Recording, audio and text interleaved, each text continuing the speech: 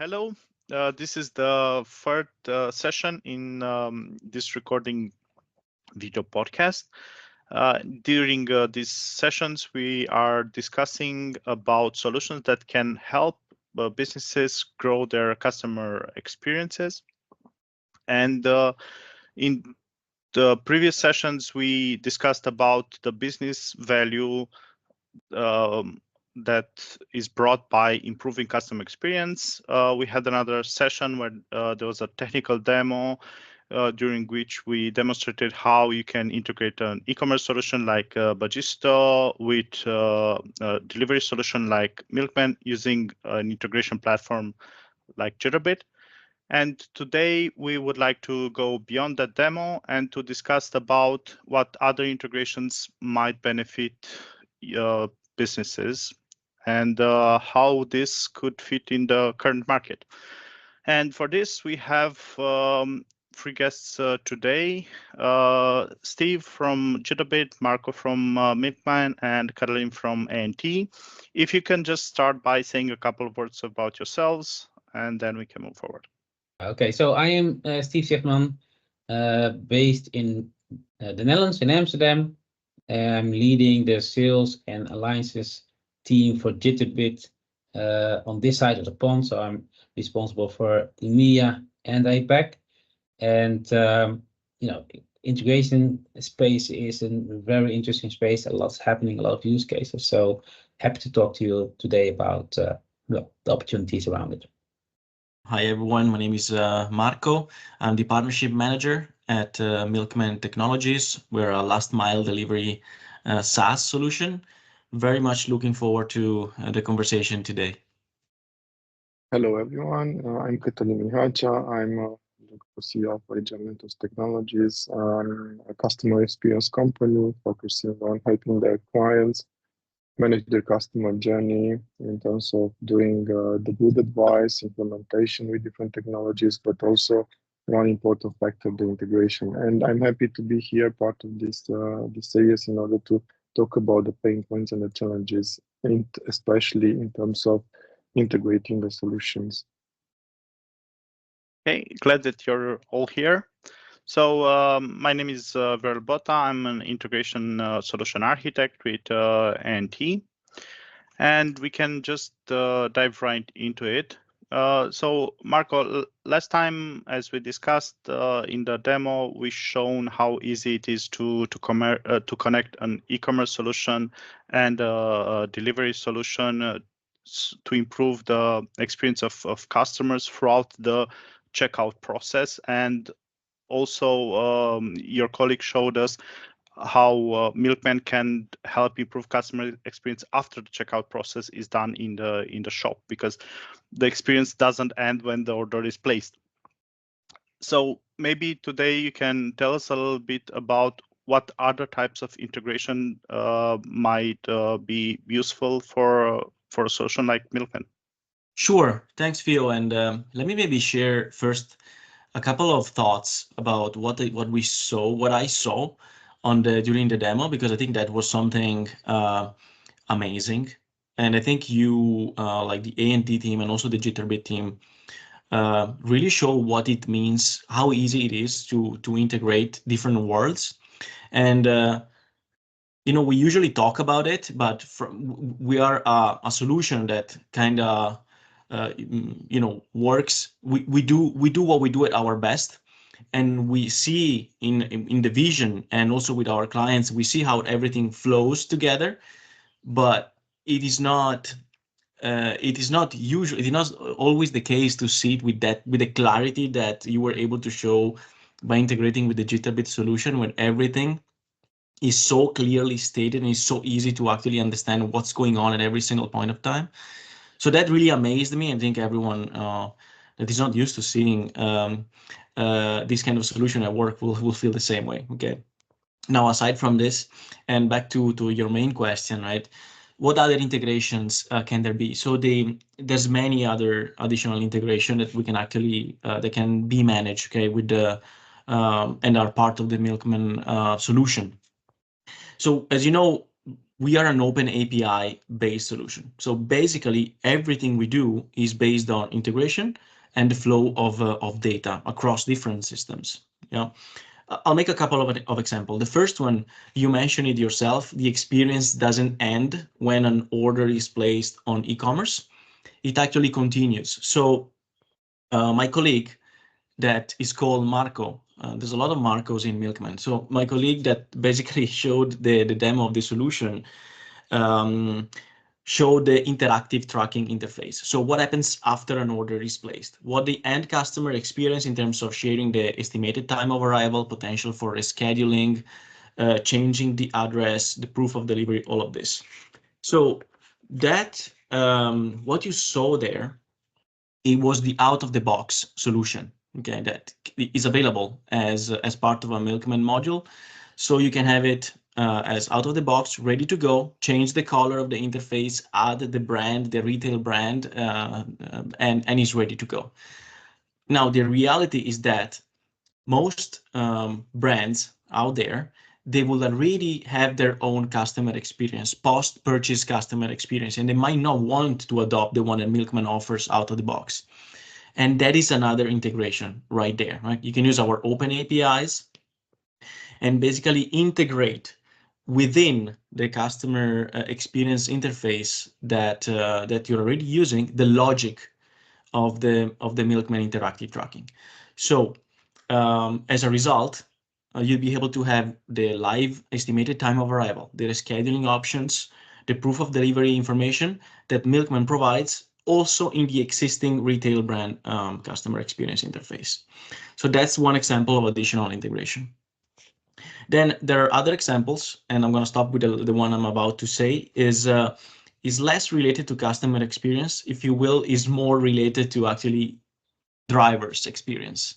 So my colleague Marco, during the demo, at a certain point showed something in his device in his hands, and it was the driver application. Okay, so that's an application, works on a phone. It can be downloaded from the App Store. And it's out of the box, again, available in the Milkman platform, ready to go. And the drivers can manage the entire day, from when they start loading their vehicles at the depot, throughout the day, doing all the deliveries, the pickup, managing exceptions, back to the depot, finish their shift. That's it, ready out of the box. Now, for businesses that already have a driver application, that maybe does more than just managing deliveries, right? Because especially if we're talking about distribution businesses, it might be that they also manage other things like inventory and other stuff that we do not manage, and they might want to keep that application. In a similar manner to what we explained for the interactive tracking, they can do the same also for the driver app. They can integrate the logic within their existing driver application using our open APIs. So all of this is available, and it's basically a viable option. So there's always the out of the box option, and there is the open API integration option. So to kind of wrap it all up, right? Milkman is the message here is that Milkman is an end-to-end order-to-door solution, and what we do is we optimize customer experience and also the logistics behind it of a successful delivery. Many examples of integration points happening at different levels of the journey, and many of them can really be managed as out of the box or as API integration into the existing tech stack. So this is a little bit like the various possibilities that they are there. Yeah, I really like how you pointed out that Milkman can help businesses by integrating at multiple levels depending on the maturity and the complexity of the business. And I think that's really valuable for a solution that it can be adjusted to the client's need and to the client's level of development. And I think, yeah, with solutions like the Jitterbit integration platform, you can really make all these features part of your business and benefit as you need from what you need from solutions like the Milkman is providing. And going further with this idea, it seems like every year there are new solutions that are shipped out to the market and can help improve businesses. So, Steve, if we're looking at Jitterbit, how can Jitterbit help businesses leverage this technical innovation that is coming to the market? A good question. Good to tap into also the story of Marco there, and your comment that new technologies are coming basically each year, basically each month, each day, right? There's enormous growth of applications, and organizations are looking for continuous optimization and also automation. So one step back, coming out of the pandemic, I think 2 years ago, 1.5, 2 years ago, I did a research. So I looked at the data of Jitterbit and looked at how our customers had invested or wanted to invest in technology. So I looked how did organizations invest and focus their investment before the pandemic? How did they focus on their investment within the pandemic, and how going out of the pandemic? And before, you saw have a big focus on effectiveness. A lot about the key operational systems, the CRM, the ERP, the big platforms, and still an approach to see how data silos could be unlocked. That you could better streamline data. Within the pandemic, there was a big focus on efficiency. Employee experience, like Marco just talked about, driver experience. In general, employee experience. How can you work in this digital world? And then also customer experience. So how can we sell in this completely digital world? And going out of the pandemic, we saw an additional focus on speed. So how can we be even faster, and a lot of prototyping and trying out new technologies. And the interesting development within that is that what has been developed is what they call a digital toolbox. So there has been business process management software, AI, of course, low-code app development, business process management, RPA, chatbots. All that technology is entering into the IT estate of organizations. And then how do you combine it quickly? How do you combine it strategically? And there is then where integration knits things together in a way that you do it fast, basically. You do it from a strategic perspective, so not breaking what you already have built, and also making it interchangeable. So integration, as such, is the glue between a lot of things. Focusing on helping tools to gain speed, focusing on helping to modernize, also focusing sometimes on a twin track strategy. I call it a twin track strategy. A lot of bigger organizations have legacy systems, right? If you want to gain speed, you're not going to replace your legacy. You want to combine your legacy with cool new stuff like Milkman, for example, right? So that's also where we, with our technologies and different ways to basically integrate every protocol, fuel innovation and automation at speed.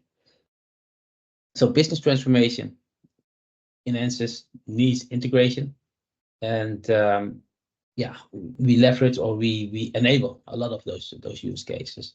If you look at industries, of course, during the pandemic, you saw the e-commerce burst, right? And with the e-commerce burst, you saw the logistics, supply chain, third-party logistics providers all in the need for speed, in the need for en masse service their customers.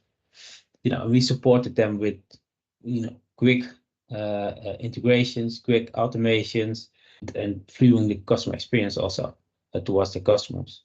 A sector or an industry that was a bit under the water during the pandemic was, of course, hospitality. But coming out of the pandemic, they invested heavily into their core process and their experience, bringing the experience of the customers to the highest level possible. Core of their IT estate is the property management system.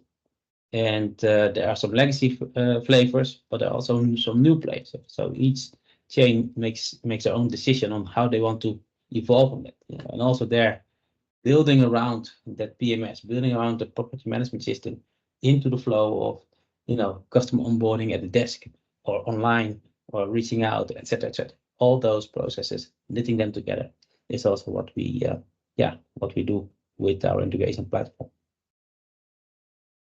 Yeah, it's really great, and I think I feel the same way in the sense that with Jitterbit integration platform, you can integrate all this innovation, but more importantly, you can do it fast because you have this simple low-code no solution that can integrate the innovation fast and it's essential, I think, in a fast changing market to be able to adapt powerful technologies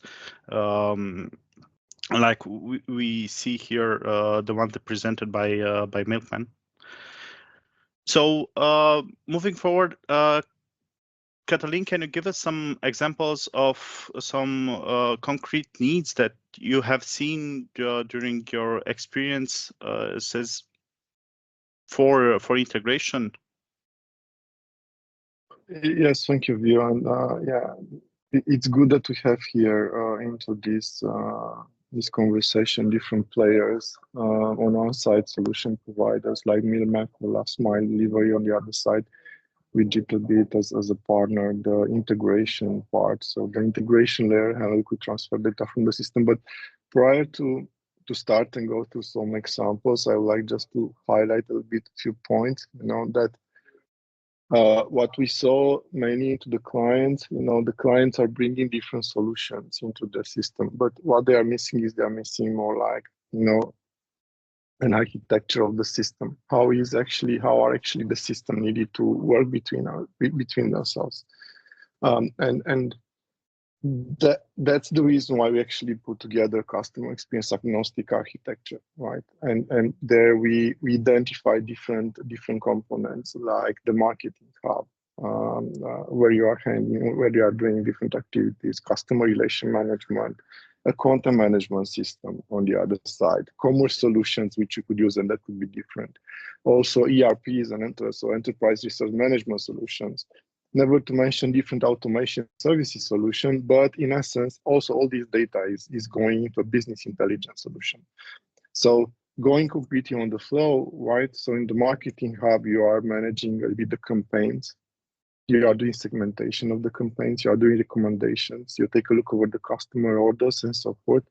And then all this data will need to go at the end into a CRM solution where you are both managing sales and also service, managing the orders. But is that not managing the orders, doing ticket survey, taking customer feedback, which is also very relevant and very important.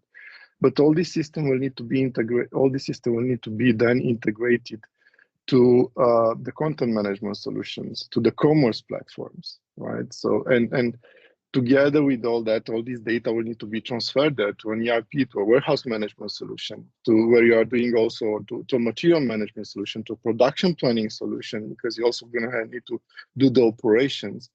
And all this needs to be automatized, right? And in the end, all the data will need to go to a business intelligence solution. So what we noticed is that actually into the client conversation, first point is that the clients that do not understand this customer experience architecture, they do not understand the architecture, or they did not even, some of them have an architecture defined. That's the reason why we are having this integration finish review service, whereby we understand a little bit the architecture, then identify the integration points, right? Because as mentioned, there are multiple solutions there, right? So there are multiple systems which need to communicate between each other. And then after this integration finish review is done, we are providing to the customer actually, let's say, their architecture, how their, the as is and how the to be should be.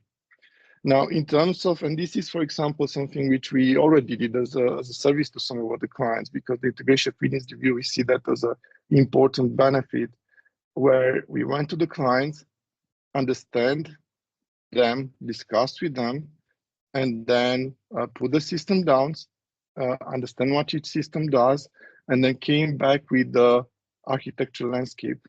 And not just with architecture landscape, but also with what we're going to be a prioritized list of the actions which they need to do.